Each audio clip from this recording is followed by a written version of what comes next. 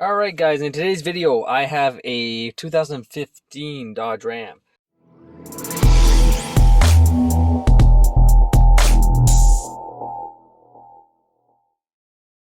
Now, the customer says that he has ABS, ESC, and traction control lights on, and that the four-wheel drive doesn't want to engage. So, we're going to confirm all that.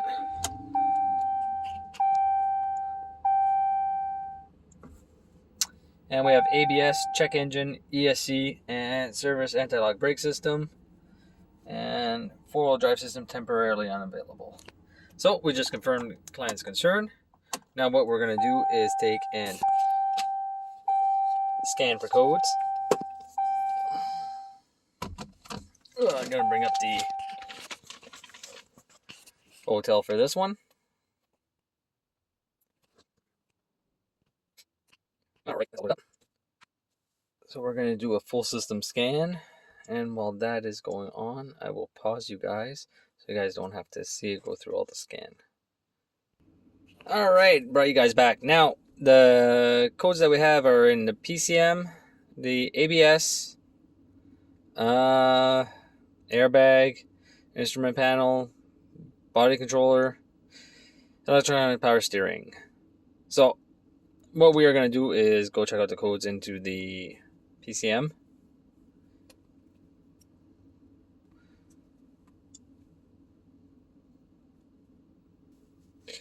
So what do we have? We have U0109, which is lost communication with fuel pump control module. We have U0129, lost communication with brake system module. We have a fuel level sensor circuit high. Okay, that's all stored. Fuel pump control module open circuit to fuel pump. Fuel pump performance is pending. And after that, that is it. So this looks like if we're going to be tackling a fuel pump control module. And we'll go check the ABS real quick.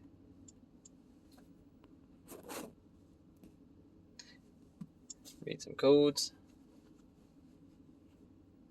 And we have a C0037 1D. Left rear speed sensor circuit current out of range. So we will also be tackling a left rear speed sensor. So how I am going to do this is I believe that I will take and we will tackle the wheel speed sensor first, and then I will go to the fuel pump control module after. So what we are going to do is I'm going to lift the vehicle slightly off the ground. And after I do that, we are going to take and go to the live data, and we are going to spin the wheel by hand to see if we have any information that comes up. So we're going to use the generic and right rear, and we will show only those, and from there we will graph them both. Now there is a graph merge that you can actually put on, so you can actually see the difference in both, but like this I'm able to see them separate from each other. So now what I'm going to do is lift the vehicle slightly and turn the wheels by hand. Alright, now I have the vehicle slightly lifted off the ground, and what I'm going to do is spin the rear wheels, and from there we will see which direction we're going to take.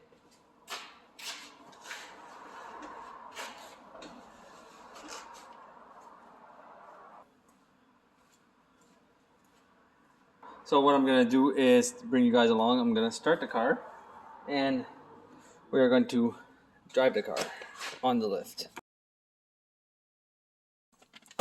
Try to set you guys up so you can see what's going on. Oh, that's gonna get me in trouble. Try that again. There we go. And you guys got a good view. Gonna start it up. And from there, we're gonna put it in drive. We're gonna see what's going on. So as you see, my rear right is spinning, where my rear left has nothing.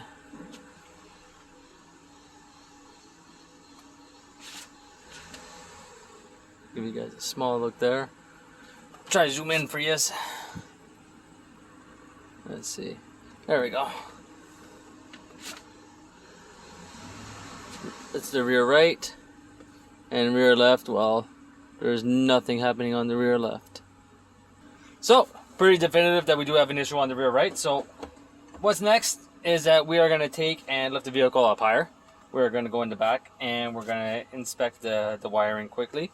And then from the wiring, well, we're going to take and go further from there. Alright, so I want to got some information about the DTC, the C0037. And I'm going to read it to you guys quick. So, let's bring it over, shall we? So we're going to start. This sensor is a Hall effect type switch that measures vehicle speed by measuring a reluctor wheel located at each wheel. As the wheel spins, a digital square wave signal is produced. There is no separate signal wire. The signal is superimposed onto both signal wires. This signal frequency will increase with an increase in wheel speed. The ABS module uses this signal as a vehicle speed input, and by monitoring the WSS signals can detect wheel slippage. The signal may also be used for cruise control.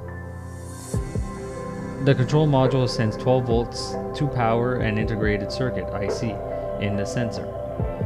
The IC supplies a constant 7 mA power supply to the ABM. The relationship of the magnetic pole encoder to the permanent magnet in the sensor signals the IC to enable a second 7 mA power supply. The output of the sensor sent to the ABM is a DC voltage signal with changing voltage and current levels. The ground for the IC and the current sense circuit is provided by the module. When a pole is properly aligned with the sensor, the voltage signal is approximately 10.4 volts and a constant 7 mA current is sent to the module. As the magnetic pole encoder rotates, the encoder shifts the magnetic field and the IC enables a second 7 mA current source. The module senses a voltage signal of approximately 10.8 volts and 14 milliamps. The module measures the amperage of the digital signal for each wheel. The resulting signal is interpreted by the ABM as the wheel speed. So basically, what that is saying is that the module sends out a 12 volt signal which goes into the ABS sensor, and the ABS sensor varies that voltage between 10.4 to 10.8 volt, depending on the reluctor wheel's location. So anywhere on that power, we should see 10.4 to 10.8 volts on the power and signal side, which is actually one wire. If we come down here and we'll go rear left, we got a 12 volt supply and a signal wire. Now that signal will vary. So what I'm going to do is show you guys on a working sensor, which will be the rear right, using a scope of what that looks like, and then we'll go over to the rear left and measure what's going on over there. Alright, so show you guys where I'm hooked up on this. I'm hooked up directly onto the wheel speed sensor. I'll try my best to show you guys that I'm hooked up onto it. Right there. I'm on the power side, and the power side is actually your signal side. So I'm just going to move the wheel back and forth lightly, as you can see. And if we stop, I'll go back one. Let's bring down a cursor. So our peak voltage is at 11 volts, give or take. And our lowest voltage, we're at 10.6. So on this side, you can see that we are into that 0.4 volts where they say that the waveform should be. If you remember, it said we should be between 10.4 to 10.8. Well, on this one we are at 11 to 11.6. So we're still at that 0.4 volts. So the sensor is working properly. Now what we're going to do, we're going to restart it. Now, I want to know if this is a... was because of me, sorry about that. I want to know if this is a true 12 volts or if it's just a bias at 12 volts that's just receiving a signal. So what I'm going to do is take and ground out a incandescent test light, and I'm going to just touch the wire.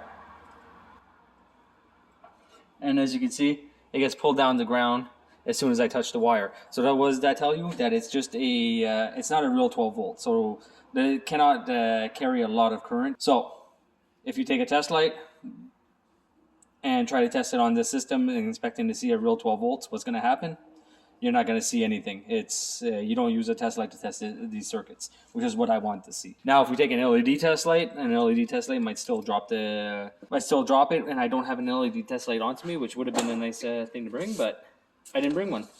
So what we're going to do now is switch over to the problematic side, which is going to be the rear left, and we're going to do the same thing where I'm going to just hook up onto the sensor. I'm going to spin the wheel and see what type of voltage is. Now when we Hook up the oscilloscope to the sensor. We should see 12 volts onto the screen. If we do not see 12 volts, we see anything less, then we might have a wiring issue, or we might have a module issue, or corrosion somewhere. So we got to pay attention to the voltages that we see and try and interpret what we see at the same time. Alright guys, so now I am hooked onto my dark green gray wire and my dark green gray onto the left hand side. Come over here. There's my 12 volt and my signal. Now compared to my rear right side, you can see that I am roughly about 1 volt, give or take. And the system is supposed to be running off 12 volts. So putting a sensor in this car would not fix the issue, because plugged in I should see 12 volts, and what I'm going to do just to prove that point is I am going to take and unplug the sensor, and if the sensor was at fault, we should see our voltage climb right away. So right now what I'm going to do is unplug the sensor.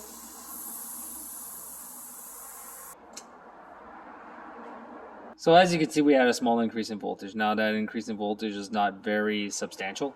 We went to a max of about 2.3 volts. So we had an increase of 1.1 volts. So that eliminates the sensor from being defective. Now, since we only have a 1 volt or 2 volts, let's just say, onto this wire, I'm suspecting that we probably have either a corrosion in the wiring, or we might even have a module issue onto this one. Alright, I'm still hooked into the sensor for the rear left, sorry. And what I'm going to do now is I'm just going to go and wiggle the wire around, and we're going to see if we can't get anything to happen onto the screen for the oscilloscope. Now, I bring you guys along with me as I'm doing this, but right now, I only have one camera, so this is the best that it's going to get for now. So I'm going to go along, and I'm just going to start wiggling my wire. Oh. Oh. I don't know if you guys see that.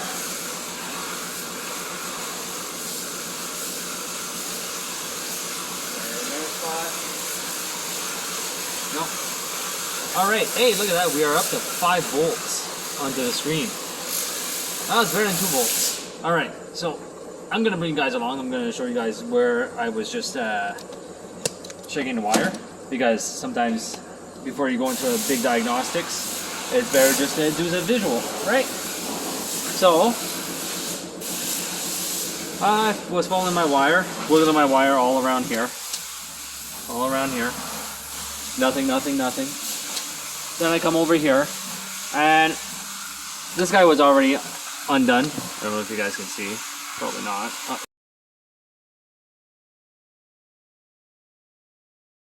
There we go. Sorry about that. So this guy was already hanging like this.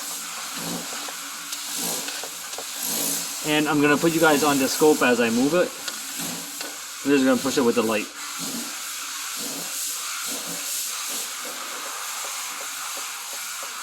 So, pretty sure I found where my break is, and now what we're going to do is open up the wire and see if we can't fix it. So I'm going to take and set you guys down. I'm going to pause you guys for a minute. I'm going to take and open up the wiring, and I will be right back. Alright, so I'm going to bring you guys back, show you guys what's going on with this. So it was a repair job gone bad, as you can tell. This is a 2015. So regardless on how, it was a repair job gone bad. First off, they didn't use a string tube. They used, I don't even know what they used, to be honest with you guys, but everything is just falling apart. Okay, like I'm just pulling onto it and all the wires are breaking. So I'm gonna have to go and repair every single wire that they did not repair properly. But you wanna know what? It probably got the customer on his way, so we can't really knock them for that. But at the same time, they used garden hose, it looks like, or something around there for the conduit around the wiring, which with just some black tape, and where this guy sits is not ideal. So you have the heat from the catalytic converters right here, and then you probably have splash coming in from the wheels because the wheel well doesn't completely protect it. So you might have had water coming in from here, water and snow building up and causing an issue there. But yeah, so that's the issue with the rear wheel speed sensor. Now for the fuel pump module, if I'm not mistaken, I think the wires actually run into here also. So guess what that means? After I repair all this, we're going to go ahead and see if we have communication with our fuel pump control module afterwards, because there's an ignition run start wire that runs through here that probably powers up the fuel pump control module. I didn't check it 100% yet, but I'm guessing. So all this has to be repaired, and then from there we will restart a diagnosis afterwards. So this is part 1, and I will bring you guys back for part 2.